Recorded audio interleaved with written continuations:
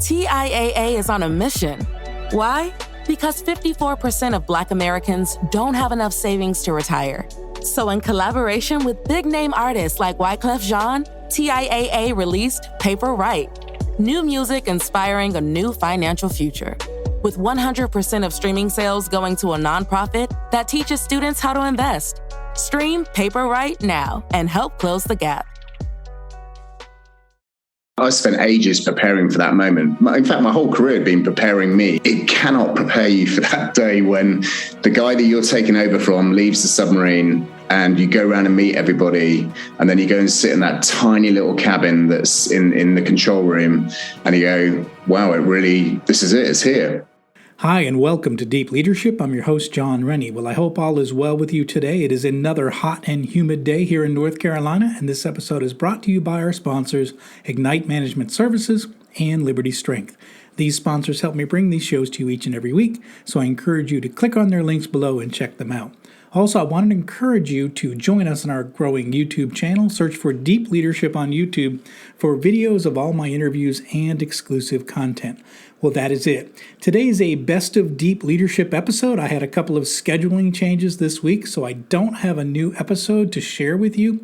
Therefore, I went back to the vault and I pulled out one of the most popular episodes from the past 3 years. Today, we're going to go way back to episode 101 and talk about what it's like to lead like a submarine captain. And my guest is Ryan Ramsey. Ryan is the former captain of the Royal Navy submarine HMS Turbulent, and we sat down and talked about what it's like when all the lines are cast off the boat and you are ultimately in charge of a crew of sailors on a deployed nuclear submarine at sea. Now, Jason shares a bunch of sea stories in this episode, including how he almost had a near-fatal incident on one deployment. If you've ever wondered what it's like leading people in one of the most dangerous jobs in the world, listen into this amazing interview and find out. I guarantee this discussion will help you become a better leader with your team. So, are you ready to dive in? Let's get started.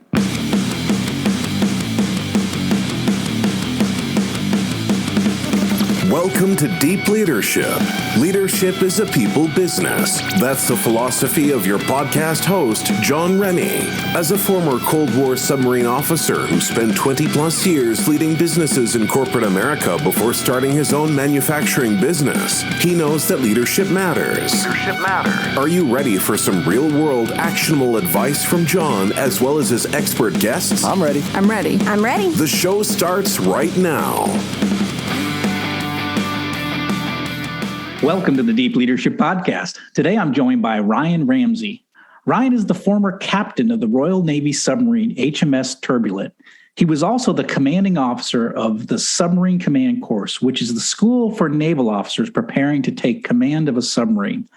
All in all, Ryan spent 23 years as a submarine officer in the Royal Navy, and I'm excited to talk to him about the really unique leadership lessons he learned throughout his career. So Ryan, welcome to the show. Thanks for having me. So, I got to ask you a question because I get asked every time I'm on a show. Why did you decide to go into submarines? Why did you decide that you wanted to be, of all things, a submarine officer? So when I first joined the Navy, I didn't want to be a submarine officer, but you get a view of experiences at the Naval Academy, and I remember this one unique day where we went on board HMS Splendid, which was an S-class nuclear submarine. And it was just so unique. And you looked around, you looked at the teamwork, and you looked at the camaraderie, and I thought, this is what I want to do. It's just amazing. And it wasn't even about being a captain of a submarine at that time. It was just about being a submariner and being part of that tight-knit crew. And that's why I went into submarines. Wow. Yeah. And it is a very unique, tight, like you said, tight environment, a lot of teamwork, camaraderie. And you're pretty much, you know your crew really well because, tight spaces, not many places to go. So it's a very unique environment. Yeah, it is indeed.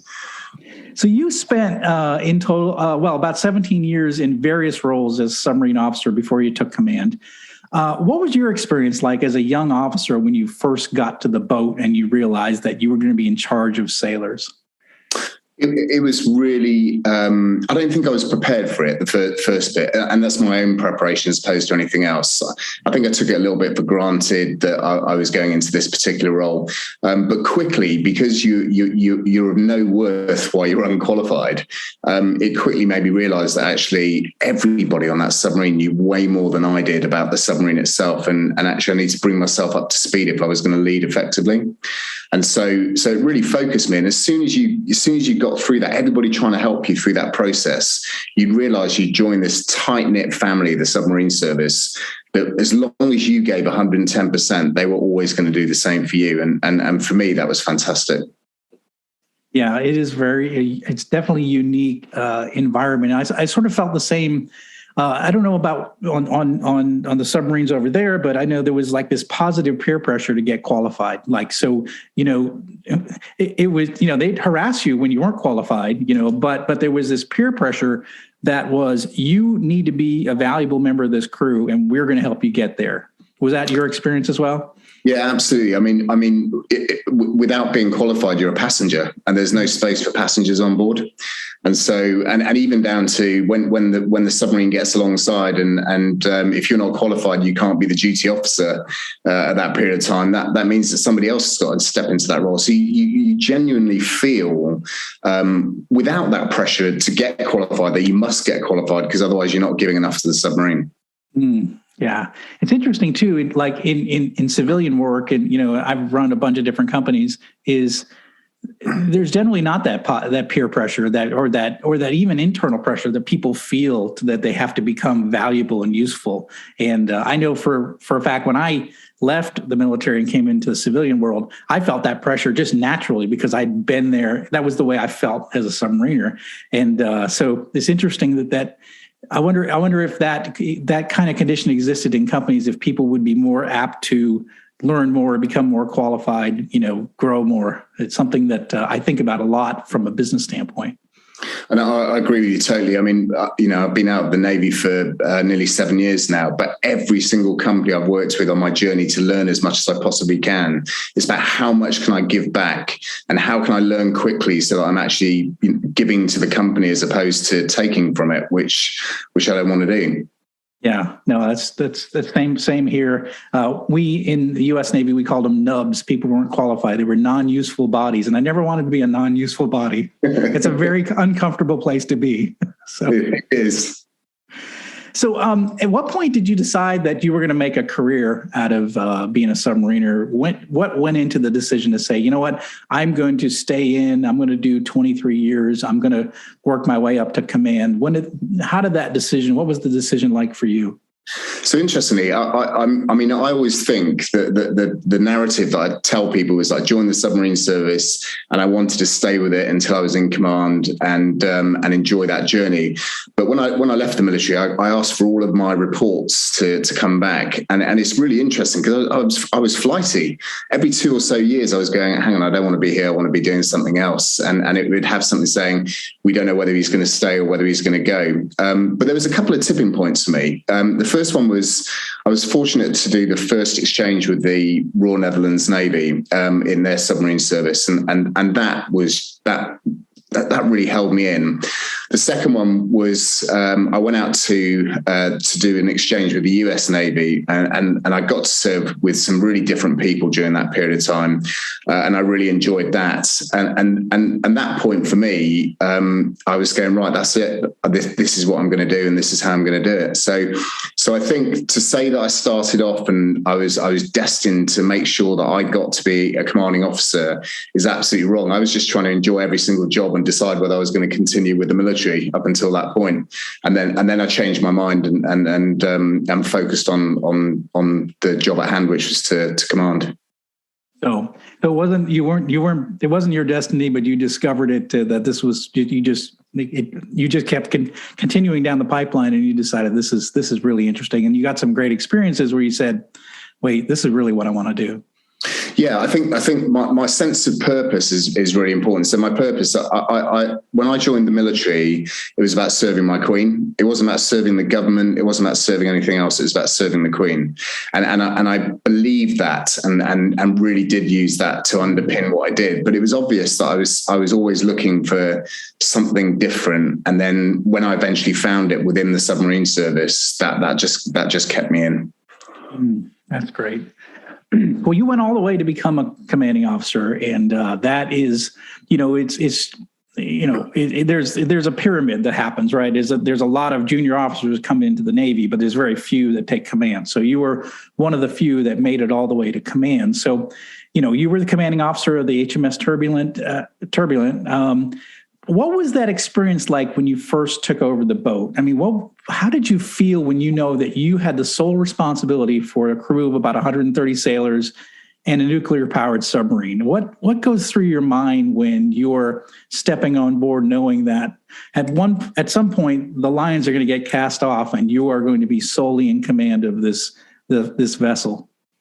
I think that first day is so unique, and it doesn't matter how I spent ages preparing for that moment. In fact, my whole career had been preparing me to be a commanding officer, and I knew about 8 months in advance that I was going off to HMS Turbulent, and so everything was preparing for that. But it cannot prepare you for that day when the guy that you're taking over from leaves the submarine, and you go around and meet everybody, and then you go and sit in that tiny little cabin that's in the control room, and you go, wow, this is it, it's here.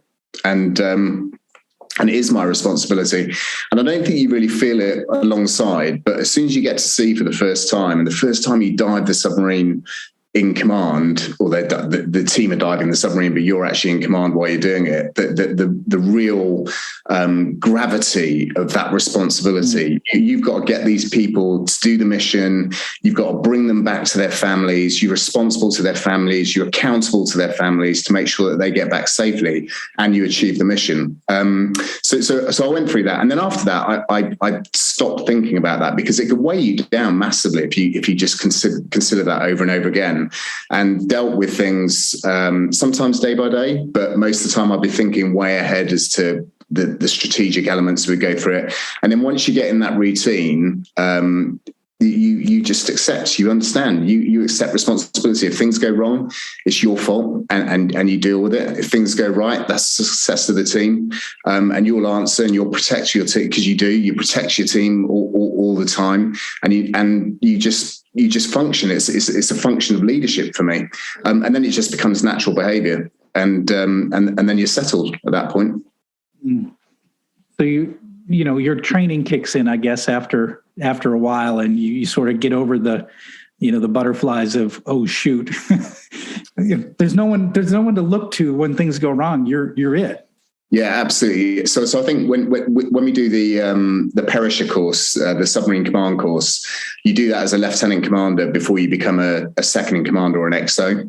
But the reality is there's always somebody else there. And you don't realize at the time because you've done the course and you've passed, and very few people do. But there's always somebody else there. So when I was an XO, the reality was the captain was there too. And my captain was great. So he would step off the submarine sometimes and let me take it to sea on my own. So I had that experience to build on. But the reality is when you're the captain, the buck stops with you. And not that you have to have all the answers all the time, but you're the one that's going to be making a lot of the decisions. Wow. In my latest book, I have a chapter called Run Your Ship Like a Submarine Captain. If I say to you, what would that mean to you to run your organization like a submarine captain? What are some unique, how would you answer that question, I guess? So I've got a few elements really for me. So the first bit is about your team. Know your team. Know everything about your team, and know their families, and understand everything about them. Because the moment that you turn around and notice a change in one of your teams and it changes the performance, that affects everything else, and you have to be able to compensate for that and help them out. The second one for me is about consistency. I was always a very consistent, and I've been told this as opposed to me just saying it, but I was a consistent leader in that I was never too happy. I was never too sad. I never got angry. I probably showed disappointment on occasions, but I was steady.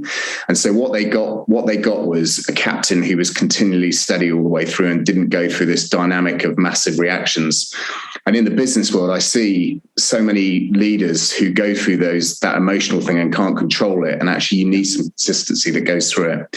The third big bit for me is communications. So it's about going around and just talking to people. The Royal Navy have a term called walk the teak, which comes from HMS Victory and wooden ships. But it was about officers getting around and finding out what's going on, touching parts of the boat. It's our submarine, and you can't make decisions without having a quick look and seeing what things are there and understanding the conditions that people have to operate in. So that those for me are the sort of underpinning pieces that go with it.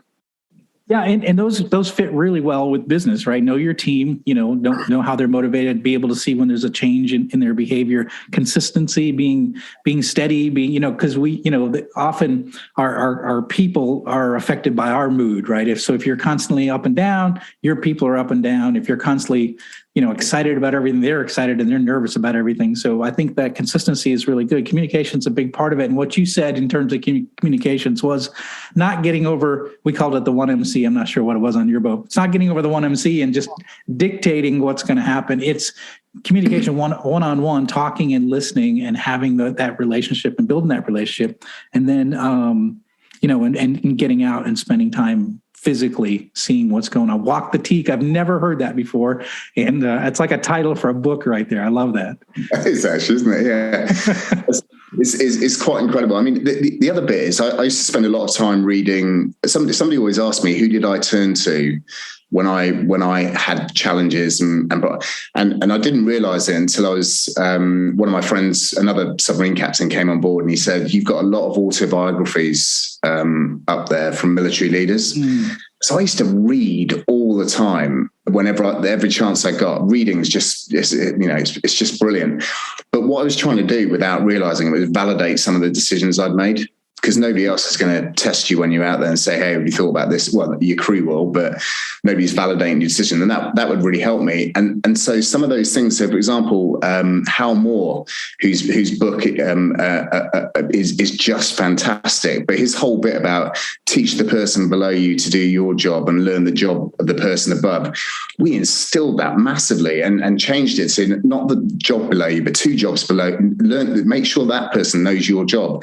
And then pushing everybody up. So sometimes I would step out, give command, so to speak, to one of my junior officers, so they got that experience, and that helped them all in the future. I think it's a hard thing to do, but you've got to do that. Yeah, that's really important. That's one of the lessons I learned, as a submarine officer, is that my captain would do that. He would delegate the authority to certain watches, like a maneuvering watch, or getting the boat ready for sea. He would be off the boat and he'd say, "Rennie, you're get the boat ready for sea, and we're gonna take it out today." And he'd be off the boat somewhere, and I'm like, "Well, I've never done that before," So but one of the things they did was they delegated authority. My captain always delegated authority, but he never delegated responsibility. He always kept that responsibility. He was responsible for that ship and that crew. But he would delegate me, sort of give me the keys every once in a while. But he was always there to back me up if anything went wrong. And like you said, given those opportunities to do the job above you is something that was a big part of my experience as well. And I try to do it in my civilian career. But I think we don't do that enough in business. We tend to pigeonhole people into, well, you're a quality person, or you're a marketing, you're a sales. And we don't tend to try to give them an opportunity where they can go to that next level or get a more generalist view of the company. Yeah, absolutely. I'd agree with you. I rarely see that within businesses that I've operated in, where they spread the knowledge and spread the experience and create those opportunities. So let's talk a little bit, Hugh. So on your last deployment, people need to understand this, is that you spent 190 days under the ocean on a 267-day deployment. That's pretty significant. And you travel more than 38,000 miles on that last deployment. What is it like when you when you come back to port after a successful mission like that, and what did you feel? What were, we're going to talk about a certain thing that happened on that mission, but just overall, what did it feel like to have accomplished something that significant and to come home safely with your crew? What's that like as a captain? So I'll tell you, it was really interesting because that last day was my last day in command as well. And the getting home was such a struggle. I mean, she was an old submarine. She was nearly 30 years old by the time we got back, and things are breaking down all the time. And when we got into the Mediterranean, got through the Suez Canal and got into the Mediterranean, you sort of just praying you're going to keep it all together to get back. But that last day was, it was a really tough day for me that day, because we'd been so tight as a community, came back alongside, literally handed over the keys to somebody else, stepped off the submarine. I remember saying on the 1MC, saying, "Man, it's been a privilege," and then feeling really tearful. And then the happiness of seeing my kids, which was absolutely amazing to see them on the jetty. And then there was this massive void, because I went back home and I had no responsibility. I had nobody's going to be calling me up telling me that the reactor's been shut down and they're in this position or they've done this. I had to have my phone back, so I now no longer had a phone, because I never had a personal phone, and it was just this blankness and a massive void. And it took me. They call it the command blues, but it took me a while to get over that, actually. It had been such a big part of my life. In fact, it consumed my life totally, and I just had it removed like that in one day. But we did, we got back safely after 286-day deployment, so I was happy about that too. We'll be right back after a quick word from our sponsors. Leadership skills are like any other skills. You need to practice them to get better at them. Best-selling leadership author John S. Rennie knows this. That's why he's written a new book called You Have the Watch. It's a guided journal for leaders designed to take you through an entire year of leadership training. By the end of the year, you will master 50 of the most important leadership skills. If you want to have a greater impact on the results and people in your organization, go to youhavethewatch.com and pick up your copy today. This episode is brought to you by Ignite Management Services. Ignite is led by Mike Watson, who you might remember from episode 137. Mike and his team believe that everything starts with leadership, whether it's strategy execution or cultural transformation. It's the role of the leader to create the conditions for their people to succeed. The team at Ignite can help you develop critical habits to enhance your leadership capability and transform your business. Ignite Management is now offering the Resilient Leadership Assessment Tool. This is an online questionnaire designed to assess and guide leadership development, coaching, and team building. It provides leaders an opportunity to gain insights into their leadership strengths and development needs. After taking this assessment, you will receive a custom, detailed report that provides practical and actionable recommendations to enhance your effectiveness. I have taken this assessment myself and found it to be extremely valuable in helping me make changes to my leadership approach. Right now, Ignite is offering 15% off the price of this tool to the deep leadership audience. Go to ignitemanagement.ca and enter the code START15 at checkout to get started today. This episode is brought to you by Jeremy Klebinger at Liberty Strength. As a high-performing leader, you know that leadership isn't about telling people what to do, it's about leading by example. And for most people, the one area that they are lacking when it comes to leading by example is their health and fitness. By improving your health and fitness, every other area of your life improves. Your energy skyrockets, your sleep improves, your confidence increases, and more. But how can you get and stay fit as a busy leader? Well, you do what you've always done. You hire the best people for the job. Don't struggle on your own. Put Liberty Strength in your corner. Jeremy and his team will work with you to take your physique, mindset, nutritional habits, and more to the next level with his step-by-step, all-inclusive coaching program. I've worked with Liberty Strength for the past 2 years, and I'm in the best shape of my life, and I'm still hitting strength personal records at 56 years old.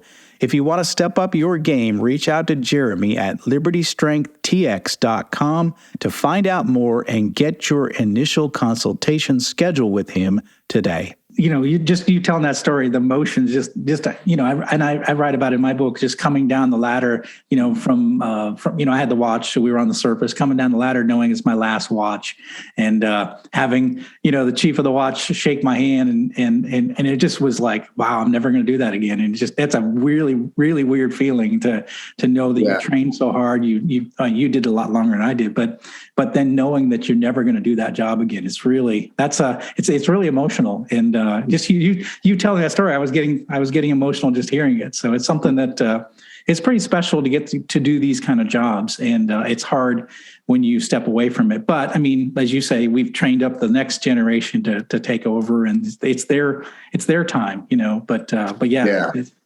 It's hard when it's just when it's over. Yeah, it's difficult. It is, it absolutely is, and the whole bit for me was about serving a team, which was fantastic. It was the greatest privilege I could have ever had to do it. Nothing else is going to match it, and it's taken me a while to accept that. I can't find that same feeling. But I look back, and until I get really, really old and can't remember this stuff, I will always remember that as the best 3 years and 4 months that I could ever have. I love it. That's so cool. So I want to talk to you about that. You had an incident that happened on that patrol, or on that deployment, excuse me. You had a catastrophic failure of your air conditioning systems on board the boat, and temperatures on the boat got close to about 140 degrees Fahrenheit. You had 100% humidity. You had 26 sailors that suffered from heat exhaustion, 8 of which were life-threatening. You had a real crisis on your hand on that deployment. Tell us a little bit about, from a leadership perspective, what you went through as the captain of this submarine. You're in charge, and you have a major crisis on your hands, of which could potentially be deadly. How did you go through that? What were some of the emotions? How did you lead through that time? Yeah, so the first, the incident was crazy, and it happened so quickly. When you look back at the time, it was basically a 2.5 hour incident that nearly cost the lives of a lot of people. And the key bit for me was, it was a completely wicked problem. I'm all about tame problems and wicked problems, and you tame problems through training, and you train for this. But nobody had ever seen this. None of us had seen this before.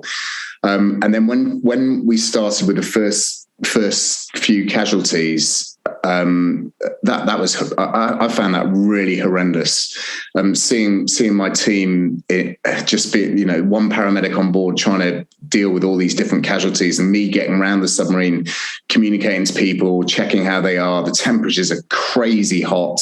I'm starting to worry about weapons when they're going to cook off. Is the reactor going to shut itself down?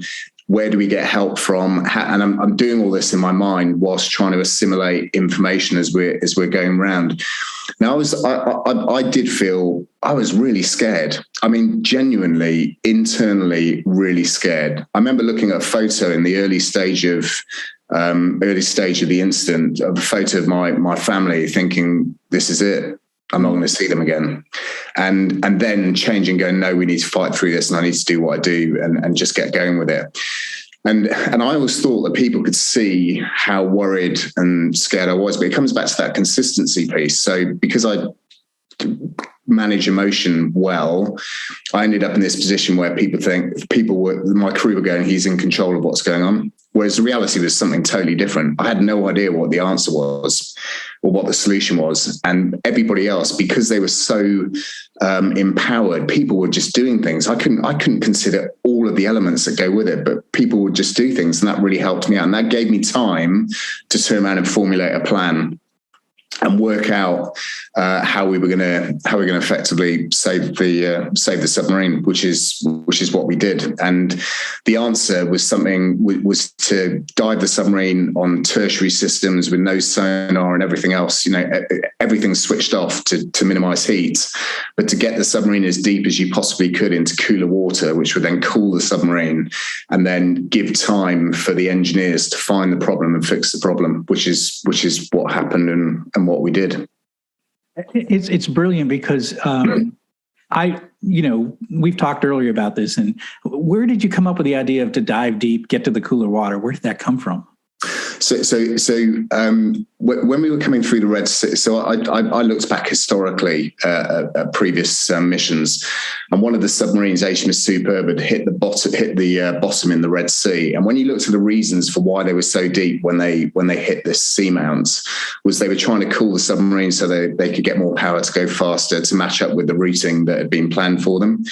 And then I looked at the sort of history of the Red Sea effectively, and it's like this big bath that's just been heating up for millennia, which is why it never cools down the deeper you get.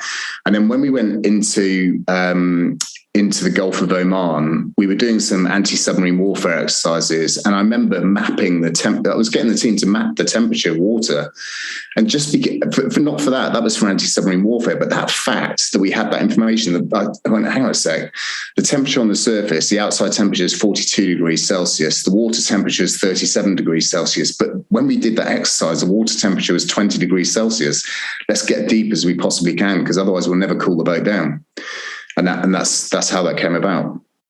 Yeah, that's and again, I think leaders who are listening into this, what does that mean for you? Well, it's when you have to make, if every little piece of information that comes to you, your knowledge of the business, if you spend time and you know the details of your business, you know what's going on, there might be that one detail that can help you and solve a tough situation that comes down the road. In this case, you had a memory of the fact that, hey, we plotted the temperature curve at and we've got cooler temperatures down deep. I need to get to that point. I need to get deep. That's the way we're going to cool it down. And you never know when that one piece of information is going to make a difference, especially in a crisis where if you hadn't done that, if you hadn't remembered that wouldn't have been able to help you in this scenario. So leaders, remember those things, because you never know when you're going to need that piece of information. And in this case, it saved lives because you're able to cool down the ship, fix the problem. The other thing I think you mentioned too is that in terms of help, you were essentially helpless. There was no one, and that's one of the things that's unique about submarines is you typically operate alone and there isn't any help. And you said you were fortunate enough to be able to radio and then get help at some point when you resurfaced. Is that right? So what we did, because we had to deal with everything, there was no way we couldn't go back to port. It was too far and people would die. And that's effectively it. I'd worked out that there was a helicopter base about 2 hours away. They could possibly get 2 or 3 helicopters out to us, but that wouldn't work for all of the crew. The nearest frigate was 24 hours away. So there was no help, and I knew there was no help, which is why we had to deal with it ourselves.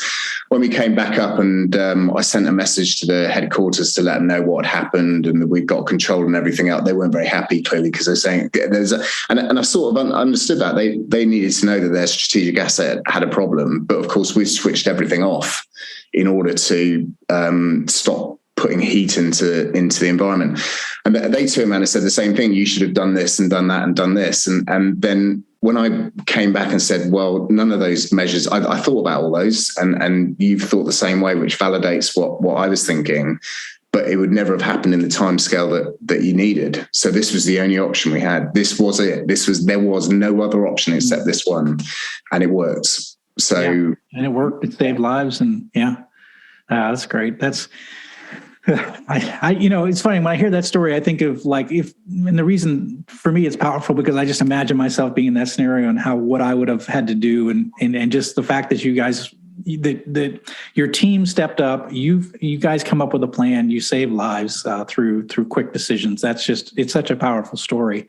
And it's really, really good to hear that, that everybody, there was no one, seriously injured through that. And, so my team were amazing throughout all of it. I mean, they just did things. I remember the most junior guy coming up to me and saying, "Hey, sir, do you realize none of the air purification equipment?" So I hadn't even thought about air purification. I'm still thinking about something else. I said, "No, I hadn't." And he said, "Yeah, that we're not absorbing any CO2." So he'd quickly worked out, this 18-year-old kid, that it's the CO2 that's going to kill us, not the rest of it. So he goes off and puts on the emergency CO2 absorption units in order to do that. And people did loads of these different things without being asked, just because they knew that was the right thing to do, and then just fed the information back in. So they said, "I've done this."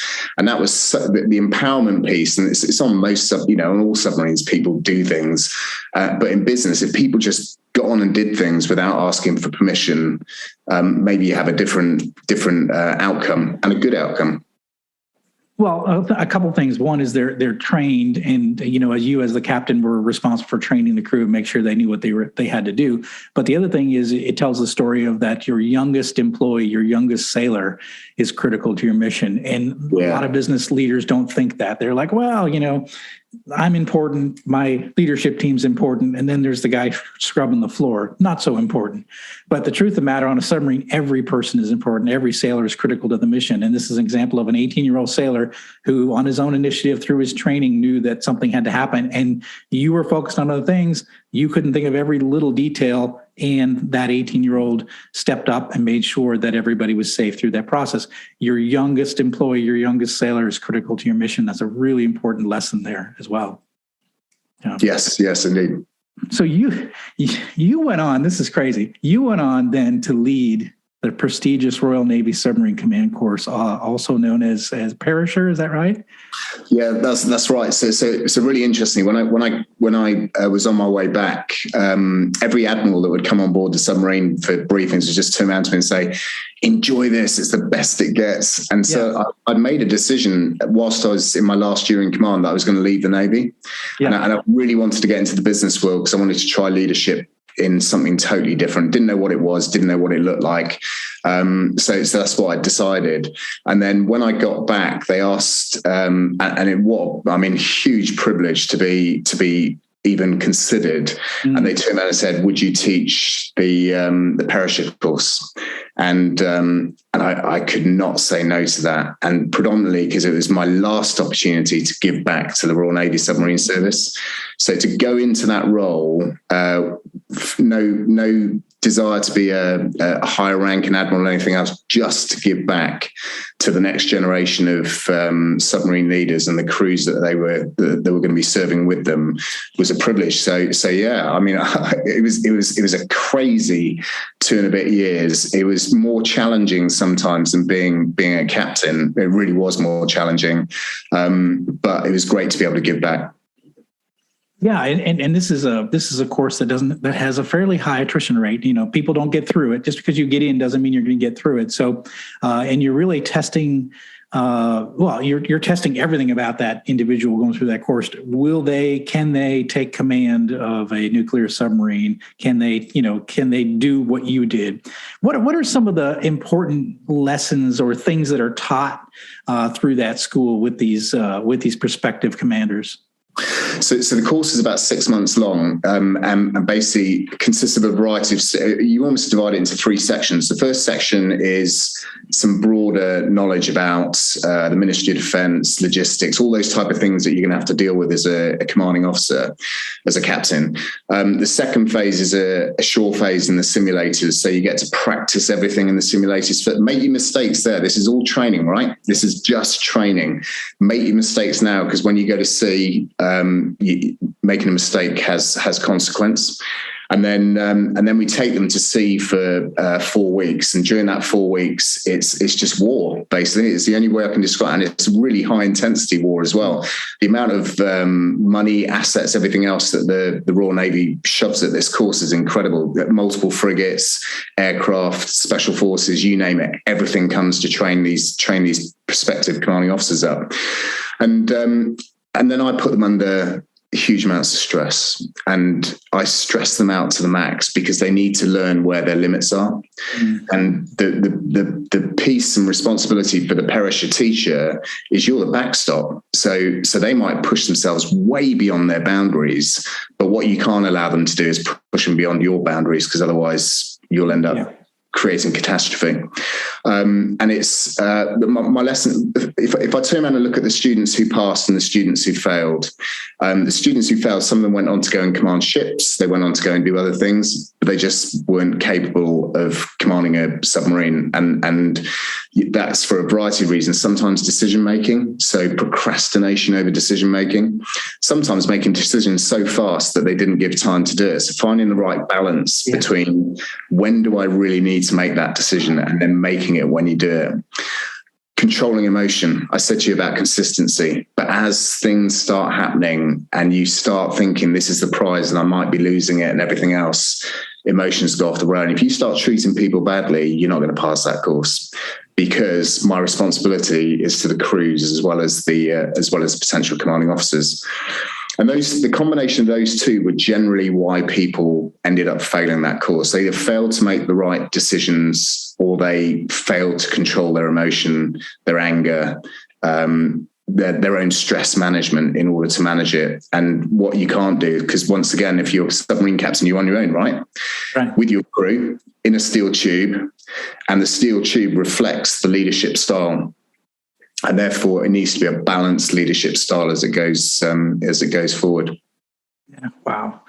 Yeah, that's incredible. And like you said, some that don't get through that course end up being, captains of surface ships. But there's something unique and special and different to be on a submarine as a submarine captain, just because of the isolation, the fact that you're operating without other assets, the fact that there's complex machinery, weapons, and all contained in this metal tube. It takes a special person to do that job. It does. I mean, there's one other thing that's really interesting. So on a surface ship, there's always somewhere for you to go. Right. It's big enough there's space that you can go away from someone. Yeah. So you can get really hacked off with somebody doing something, and you can go somewhere just to cool down, calm down. There's nowhere on a submarine. Yeah. And the crew are looking at you 24/7. Mm.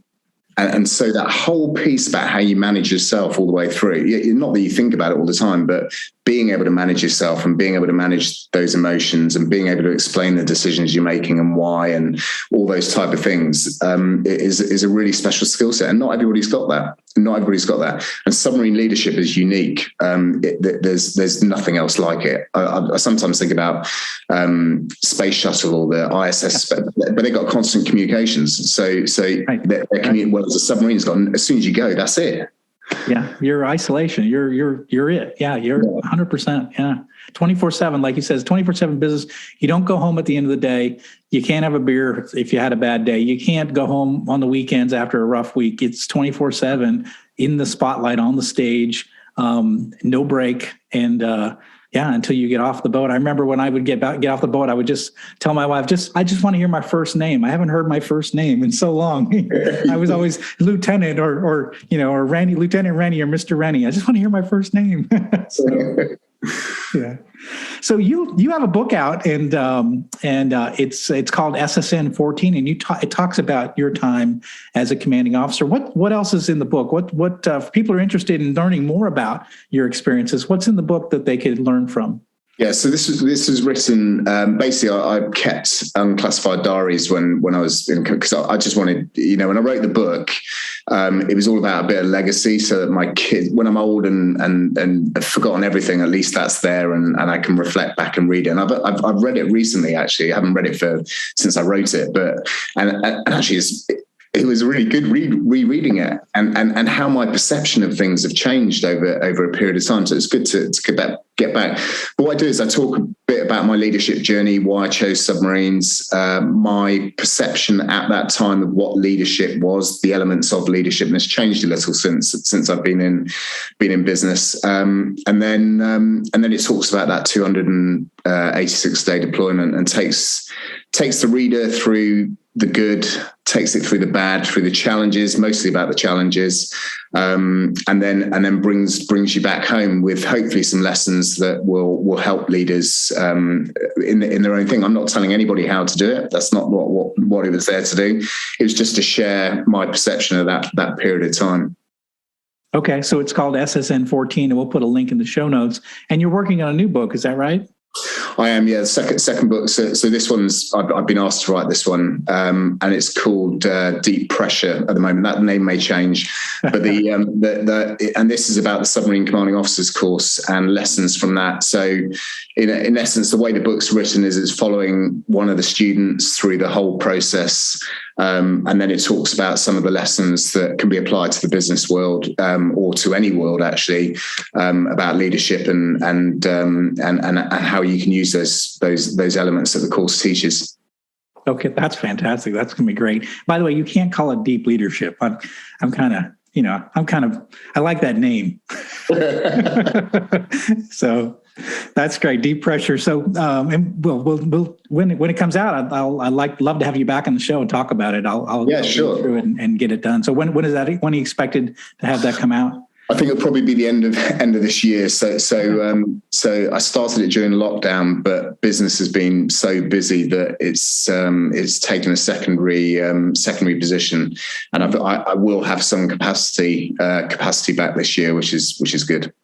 Okay. Well, very good. We look forward to that. And really, Ryan, I appreciate you coming on the show. I think you bring a really unique perspective. I know I do a lot of lessons about, what it's like to be on a submarine, how you can bring that to business. I think you were in a lot longer than I was. You had command, which is something I never had. I think you bring some really unique lessons and a unique perspective. So I really encourage people, if you want to dive deeper, I just said that. If you want to dive deeper into this topic, I think I highly recommend pick up this book, SSN 14. You'll learn a lot more.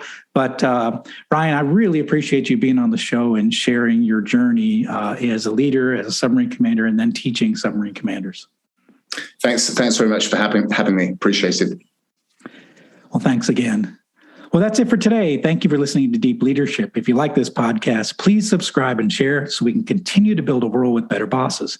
Until next time, this is John Rennie saying take care and lead well.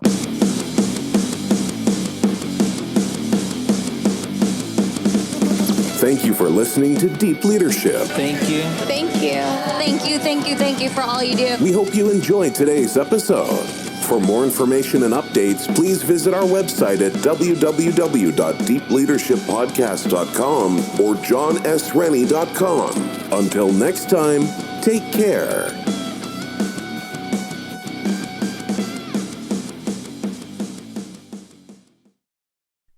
Welcome, explorers of the human experience. This is Let's Talk Soul, and I'm your host, Claudia Monticelli. We're not afraid of the great mysteries of existence here. Soul versus consciousness, we're on it. Spirituality versus science, we've got that covered too. Join us in navigating these profound topics with wisdom, curiosity, and a dash of audacity. Whether you're a spiritual veteran or just starting your journey, Let's Talk Soul is your passport to the unknown. Let's Talk Soul, diving into the depths of the human spirit. Subscribe now wherever you get your podcasts. Hey there, I'm DC. I host the Rock Podcast, Back to the Arena, The Interviews. It's about a 30-minute podcast where I talk one-on-one with a band who has released new music. You can find us on all the best podcast sites like Spotify, Apple, Google, iHeartRadio, and more. If you're a rock fan like me, subscribe today to Back to the Arena, The Interviews. Electricast.